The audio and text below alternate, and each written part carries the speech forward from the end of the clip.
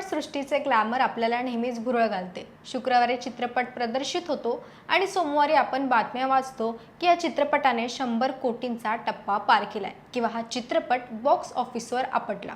पण तुम्हाला कधी प्रश्न पडलाय का की एखाद्या चित्रपटाचा हिट किंवा फ्लॉप ही ओळख नक्की कशी तयार होते? 100 कोटी कमावणारा प्रत्येक चित्रपट नफ्यात असतोच का? आणि आपण तिकीटसाठी दिलेले पैसे नक्की कोणाच्या खिशात जातात? आजच्या या सविस्तर व्हिडिओमध्ये आपण सिनेसृष्टीच्या या पडद्यामागचा मनी गेमचा उलगडा करणार आहोत। जर तुम्ही चित्रपटप्रेमी असाल तर हा व्हिडिओ शेवटपर्यंत नक्की पहा, कारण आज तुम्हाला चित्रपटांच्या कोटींच्या उड्डाणामागाचे खरे सत्य कळणार आहे। नमस्कार, मी मयुरी आणि आपण पाहतात मुंबई आउटलुक। कोणत्याही चित्रपटाचे यशाचे गणित त्याच्या बजेटपासून सुरू होतं। अनेकदा आपल्याला वाटतं की बजेट फक्त कलाकारांचे मानधन आणि शूटिंगचा खर्च, पण तसे नाही। चित्रपटाचे एकूण बजेट दोन मुख्य भागात विभागलेलं असतं। पहिला भाग म्हणजे कॉस्ट ऑफ प्रोडक्शन, ज्यात कथा खरेदी, कलाकारांचे मानधन, तंत्रज्ञानाचा पगार, सेट उभारणी, कॉस्ट्यूम आणि परदेशातील चित्रीकरणाचा खर्च येतो। दुसरा अत्यंत महत्त्वाचा भाग म्हणजे P&A म्हणजेच प्रिंट्स अँड ॲडव्हर्टायझिंग।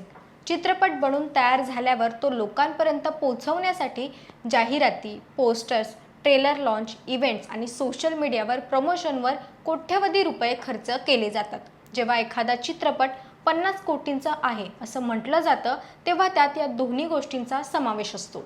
चित्रपट केवळ थिएटरमधूनच पैसे कमवतो हा एक मोठा गैरसमज आहे। आधुनिक काळात चित्रपटाच्या कमाईचे अनेक मार्ग उघडले आहेत।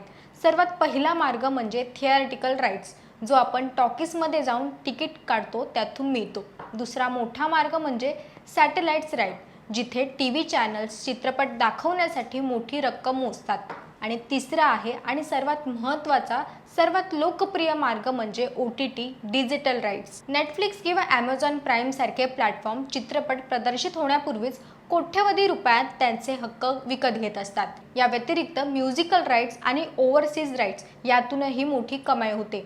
अनेकदा तर मोठे चित्रपट प्रदर्शित होण्यापूर्वीच या हक्कांच्या विक्रीतून आपल्या निम्म्याहून अधिक खर्च वसूल करत असतात। आता आपण सर्वात महत्त्वाच्या मुद्द्याकडे वळूया, चित्रपट हिट कधी ठरतो? याचे साधे गणित म्हणजे रिटर्न अँड इन्व्हेस्टमेंट। समजा एका चित्रपटाचे एकूण बजेट 100 कोटी रुपये आहे। जर या चित्रपटाने बॉक्स ऑफिसवर केवळ 80 कोटी रुपये कमावले तर तो फ्लॉप मानला जातो। जर त्याने 100 ते 120 कोटी कमावले तर तो ॲव्हरेज किंवा सरासरी ठरतो। जेव्हा चित्रपट आपल्याला बजेटच्या दुप्पट म्हणजे 200 कोटींचे कमाई करतो तेव्हा त्याला हिट म्हटलं जातं। जर कमाई बजेटच्या 2.5 ते 3 पट असेल तर तो सुपर हिट ठरतो। आणि जेव्हा एखादा चित्रपट आपल्याला बजेटच्या 4-5 पट किंवा त्याहून अधिक कमाई करून अनेक आठवडे चित्रपटगृहात ठाण मांडून बसतो तेव्हा त्याला ब्लॉकबस्टर किंवा ऑल टाइम ब्लॉकबस्टर ही पदवी मिळते।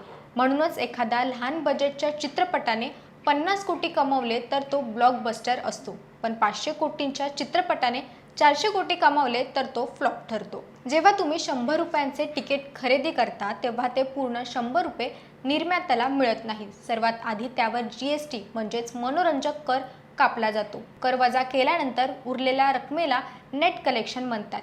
या रकमेचे वाटप प्रदर्शक आणि वितरण यांच्यात होतं। साधारणपणे पहिल्या आठवड्यात मल्टीप्लेक्स मालक 50% हिस्सा ठेवतात आणि उरलेला 50% हिस्सा वितरकाला देतात।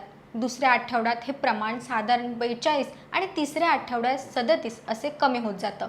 सिंगल स्क्रीन थिएटरमध्ये हे प्रमाण थोडे वेगळे असू शकतं। वितरक आपला कमिशन आणि खर्च काढून उरलेली रक्कम निर्मात्याला देतो। त्यामुळे जर एखाद्या चित्रपटाने 100 कोटींचे नेट कलेक्शन केले असलं तर निर्मात्याला त्याच्या हातात साधारणपणे 45 ते 50 कोटी रुपयेच पडतात। तुम्ही बातम्यांमध्ये दोन प्रकारचे आकडे पाहता, ग्रॉस कलेक्शन आणि नेट कलेक्शन। ग्रॉस म्हणजे प्रेक्षकांनी तिकीट खिडकीवर दिलेली एकूण रक्कम, ज्यात कराचाही समावेश असतो। नेट म्हणजे कर वजा केल्यानंतर उरलेली रक्कम। भारतामध्ये चित्रपटाचे यश मोजण्यासाठी सहसा नेट कलेक्शनचा वापर केला जातो, कारण तोच पैसा उद्योगात फिरतो। मात्र जागतिक स्तरावर किंवा परदेशातील कमाई सांगताना ग्रॉस आकडे सांगितले जातात, जेणेकरून चित्रपट मोठा वाटेल। प्रेक्षक म्हणून आपल्याला हे समजणं गरजेचं आहे की केवळ मोठा आकडा म्हणजेच मोठा नफा नव्हे, तर शेअर किती मिळाला आहे हे देखील महत्त्वाचं असतं। थोडक्यात सांगायचं झालं तर चित्रपटांचा व्यवसाय हा अत्यंत जोखमीचा आणि गणितावर आधारित आहे।